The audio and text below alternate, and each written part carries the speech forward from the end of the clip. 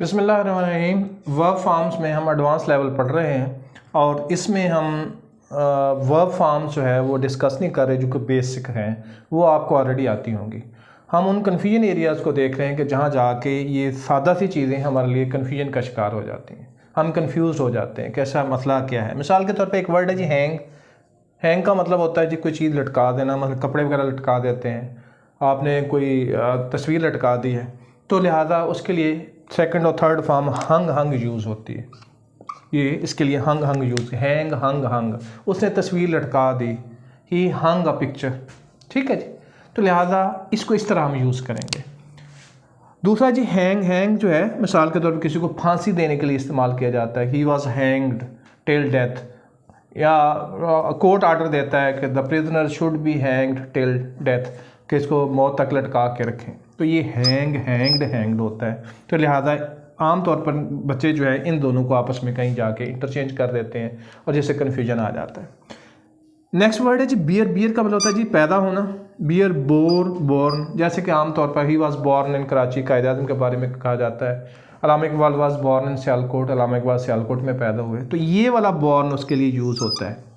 आप इसका spelling check कर लीजिएगा, तो एक बॉर्न ये भी है, ज़रा इसके साथ ये स्पेलिंग भी चेक कर लें कि ये दोनों कन्फ्यूजन में दे दिए जाते हैं कि ही वॉज बॉर्न, ये स्पेलिंग दे दी है और साथ याद ये दे दिए ही वॉज बॉर्न।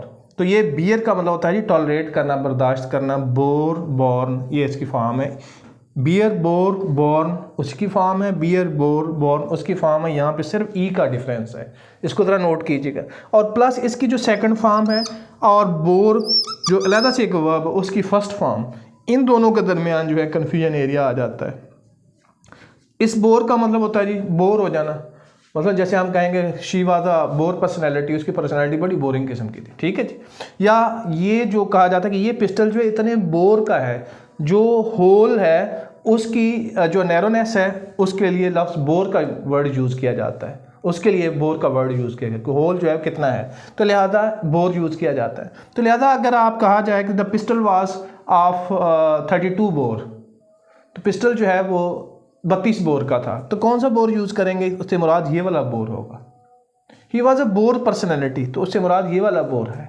तो लिहाजा आप ये देखते हैं कि किस तरीके से ये जो है चीज़ें हमें कंफ्यूज कर देती हैं ख़ास तौर पर। इसलिए मैंने इन चीज़ों को एक ही जगह पे रखा है ताकि वंस फॉर अ वाइल जो है ये कन्फ्यूजन जो है वो दूर हो जाए। तो लिहाजा आपने ये देखना है कि जहाँ पे आपको करेक्शन ऑफ एरर की फॉर्म में और वर्ब की करेक्शन ऑफ एरर की फॉर्म में ये चीज़ें दी जाएँ, तो इन चीज़ों को आपने बहुत क्लियर स्ट्रीमलाइन कर लेना दिमाग में कि देखें जी बर्थ वाला जो बियर होता है उसके ये स्पेलिंग होते हैं, और बेयर जिसका मतलब बर्दाश्त करना हो तो ये एक और बेयर होता है जिसका मतलब रीच होता है, वो नाउन के तौर पर यूज़ होता है।